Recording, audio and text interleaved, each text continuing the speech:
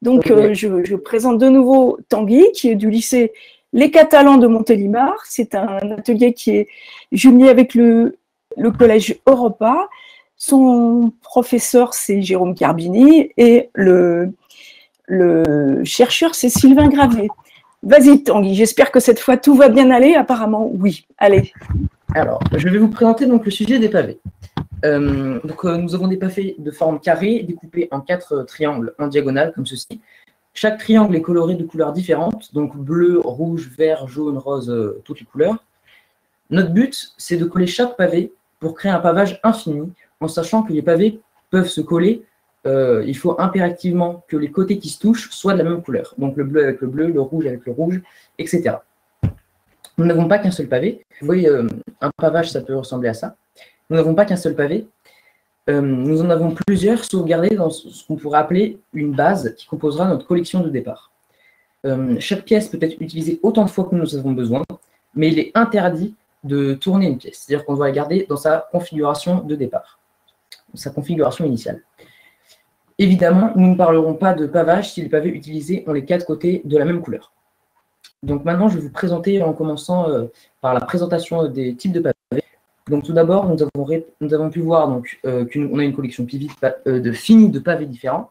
Nous savons qu'on a le droit d'utiliser autant d'exemplaires de chacun de ces pavés pour but de paver un plan parmi les pièces données dans notre collection.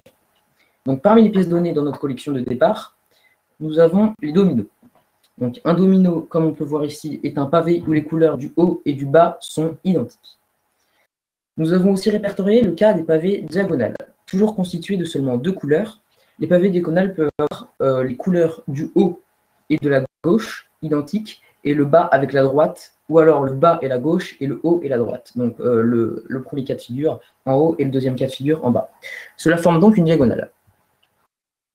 Pour l'instant, nous n'avons trouvé une solution que si l'on utilise tout le temps le même cas de figure de diagonale. Donc par exemple, haut avec droite et bas avec gauche, par exemple. Donc c'est le premier cas en haut. Nous avons appelé cela les diagonales simples. Au niveau des résultats pour les pavés dominos, celles-ci doivent impérativement avoir les couleurs une fois à droite et une fois à gauche. Donc par exemple, il faut que le rose soit à droite du pavé, mais aussi sur un autre pavé pour qu'il soit réalisable au pavage. Donc là, on peut voir aussi que par exemple, on a le vert à gauche et une fois à droite, et le bleu une fois à gauche, une fois à droite. Donc là, le pavage serait réalisable si on utilisait ces 3 pièces dans notre collection de départ. On pourra alors constituer des lignes que l'on pourra ensuite empiler très facilement, car les couleurs du haut et du bas de chaque pièce sont identiques. Donc par exemple, vous voyez, si on a ces 2 pièces dans notre collection de départ, on voit qu'on a bien une fois à droite la couleur rouge et une fois à gauche la couleur rouge. Ces 2 pièces sont bien des dominos, donc on peut utiliser cette méthode pour si on peut paver ou pas. Et pareil pour le bleu, il est bien une fois à gauche et bien une fois à droite. Donc on va pouvoir réaliser un pavé qui ressemblera à ceci. Parce qu'on peut bien utiliser autant de fois qu'on veut les mêmes pièces. Voilà, donc ça c'est ce qu'on a trouvé pour les pavés dominos. Ensuite, on a cherché aussi pour les pavés diagonales. Et donc, pour pouvoir, par exemple, ça, vous voyez, c'est une collection de départ qui ne fonctionne pas. Parce qu'on n'a qu'une seule fois la couleur rose à droite, par exemple, et qu'une seule fois la couleur rouge à gauche. Donc, pour pouvoir paver un plan avec des diagonales simples, le fonctionnement va être le même que pour les dominos. Par exemple, il faut que le rouge soit à droite du pavé, mais aussi à gauche du pavé pour qu'il soit réalisable au pavage. Donc on puisse paver le plan avec ces pièces de la collection de départ. Le pavage se construira au final en créant une ligne et en la réutilisant, en la plaçant dessous de façon décalée d'un pavé sur la droite ou en la mettant au-dessus en la décalant d'un pavé vers la gauche. Donc en l'occurrence, là on voit qu'on a pris la ligne et on l'a décalée d'un pavé vers la droite. Donc si on continue comme ça, on peut réaliser un pavage entier avec notre collection de départ, si tous les critères ont été remplis.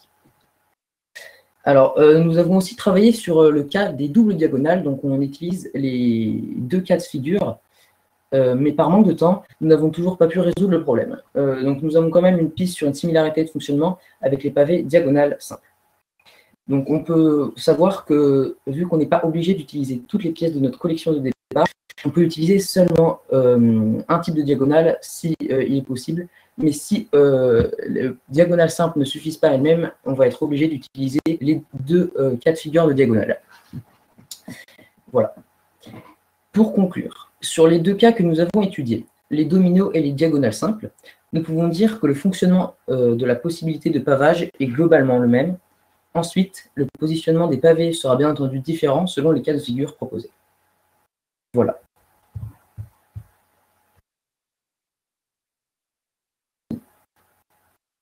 Eh bien merci Tanguy. Et encore désolé pour cet incident technique. Je vais regarder s'il y a des questions. Pour le moment, je n'en vois pas trop. Mais moi, personnellement, je n'ai pas compris ce que tu appelais la différence entre les diagonales simples et les diagonales pas simples. Est-ce que tu as un exemple? Tu peux expliquer mieux? Par exemple, je vais retourner sur... ça, c'est les dominos. Voilà, on peut voir à droite, on a un type de diagonale et un deuxième type. Ça veut dire que les couleurs sont soit dans ce sens-là, soit dans ce sens-là. Elles sont séparées dans un sens différent. Oui, d'accord. Donc ça, c'est les deux types de diagonales. Alors, parce qu'il y a un type que vous avez étudié et un autre que vous n'avez pas réussi à être au bout. C'est lequel que vous avez étudié?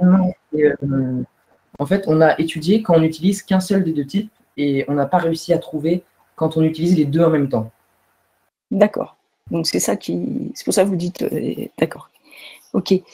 On vous demande si vous avez réfléchi à d'autres types de pavés, par exemple des triangles, des hexagones, avec ce même genre de règles. Non, on est vraiment resté que sur les pavés carrés séparés en 4 triangles. On n'est pas allé chercher plus loin là-dessus. D'accord. Et est-ce que vous avez des exemples de pavage où vous essayez avec les deux types de diagonales, même si ce n'est pas terminé? Est-ce que vous avez des exemples où vous avez commencé à paver, quoi, avec les deux types de diagonales? On avait essayé, là je ne l'ai pas parce qu'on devait l'avoir, mais dans les cahiers, je ne sais pas où ils sont.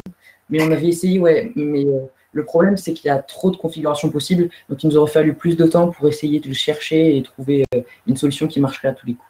Et c'est quoi votre démarche de recherche quand vous cherchez des configurations? Faites comment?